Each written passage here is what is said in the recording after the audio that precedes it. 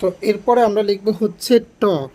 ঠিক একই রকমভাবে প্রথমে মাত্রা এখান থেকে একটু ভাঁজের মতন করে ঠিক এইভাবে, তারপর উড়িটা এভাবে দিয়ে দেবে। আমি আবারও দেখাচ্ছি, এই যে নিচ থেকে রাউন্ড করে ঠিক এতটুকু, তারপর এখান থেকে এভাবে উড়িটা দিয়ে দেবে। সবাই আবার খেয়াল করো,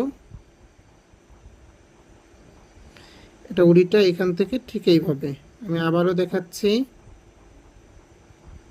তো এটা এখান থেকে এইভাবে। তো অনেক সময় আমরা এটা এইভাবে করে লিখি বইয়ের মতো, একটু দেখো খেয়াল করো, এই যে এটা দেখো কত সুন্দর দেখায়, পুরোই মনে হচ্ছে বইয়ের প্রিন্টের মতো।